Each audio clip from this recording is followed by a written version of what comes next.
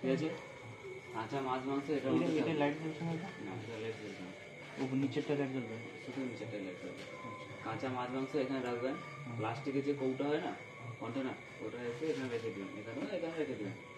যখন রাখবেন এই যে ফুটোগুলো এগুলোতে না চাপা পড়ে যায়, ওটা দেখবেন এগুলো, ঠিক আছে। না, ওগুলো থেকে একটু ফাঁকা রাখতে ডিস্টেন্স, ওগুলো থেকে ঠান্ডা হবে, ঠিক আছে। আচ্ছা, এটা হচ্ছে আপনার আইস কিউব, এখানে জল দিয়ে ঠেলে দিলে কিছুক্ষণের পর আইস হয়ে যাবে। আইস হয়ে গেলে এটা ডান দিকে ঘুরে দিলে আইসটা এসে নিচে পড়ে যাবে। নিচে পড়ে গেলে এটা নিয়ে আপনি আইসটা বের করে নেবেন, ঠিক আছে। না হলে আইসটাকে আপনার না প্রয়োজন, এখানে আপনি আইসটা রাখবেন, এখানে আপনি আইসক্রিমও রাখতে পারেন, ঠিক আছে। এগুলোতেও আইসক্রিম রাখতে পারেন, ঠিক আছে। আপনাকে বড় স্পেস লাগে এটা বের করে দিতে পারেন, ঠিক আছে। এখানে আপনার যাতে কোনো কারণে জল ফল যাতে না পড়ে বা মাছের গালা এগুলোতে না পড়ে, ঠিক আছে। ওই সব টাইপের জল যাতে না পড়ে এখানে, ঠিক আছে। ওটা এখান থেকে দিয়ে ফ্রিজের জলও পড়বে না তাহলে এখানে, না, এখানে আপনার টোটালটাই ড্রাই থাকবে, ঠিক আছে। আপনার সাইডে কোনো বরফ হবে না, যে জিনিসটা রাখবেন ওটাই শুধু বরফ হবে, ঠিক আছে। এটা হচ্ছে আপনার ফ্রেশ রুম, এখানে আপনার দই প্যাকেট, দুধ প্যাকেট, কেক সব এটার মধ্যে থাকবে। এখানে আপনার একটা, দুটো, তিনটা সেলফ আছে, তিনটা সেলফে খাবার রাখবেন, খাবারের ওপরে কোনো পাত্রতে ঢাকে দেবেন, ঠিক আছে। আর শাক সবজিতে রাখবেন, শাক সবজিটা ওই যে একটা কাপড়ের মুড়ে রাখবেন, বা একটা ক্যারি পাওয়া যায়, কাপড়ের মতো একটা ক্যারি পাওয়া যায়, ওটার মধ্যে এসে ঔষধ দোকানে যে এরকম দিতে। হ্যাঁ হ্যাঁ হ্যাঁ, আচ্ছা। এটা হচ্ছে ভেটে উঠে এখানে শাক সবজি রাখবেন, এটা হচ্ছে জলের বোতলের জন্য, ঠিক আছে। এটা আপনার ডিমের জন্য, ছোট কোনো জিনিস রাখার জন্য, ওটার জন্য। আচ্ছা, আপনার টোটাল ফ্রিজের কন্ট্রোল হচ্ছে এইটা, ঠিক আছে। এখানে দেখুন ফ্রিজার, ফ্রিজ, মাঝখানেটা নেই বাবু, ফ্রিজার আর ফ্রিজ আছে।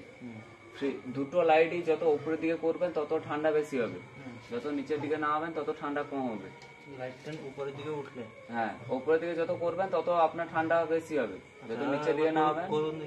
আচ্ছা, ফ্রিজার বলতে আপনার উপরে ডিপটা, ফ্রিজ বলতে আপনার নিচে নরমালটা, মানে তাহলে উপর নিচে দুটো কন্ট্রোলই এখানে আছে। হ্যাঁ, সব টোটাল কন্ট্রোলটা এখানে আছে। আচ্ছা আচ্ছা, ফ্রিজার আমি হাইয়েস্ট ঠান্ডা -23, মানে উপরে সবথেকে বেশি ঠান্ডা হবে। আচ্ছা, আর প্রেস করলে -15, মানে উপরে কম ঠান্ডা হবে। আচ্ছা, ঠিক আছে।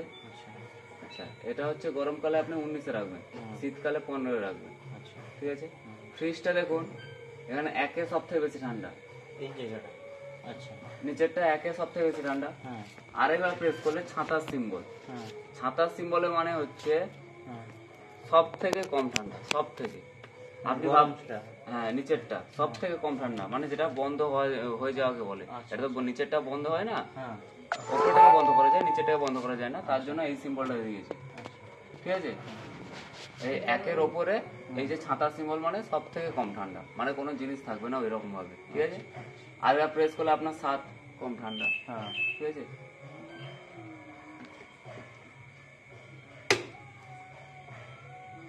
ঠিক আছে, 7-এর ওপরে আপনার 4।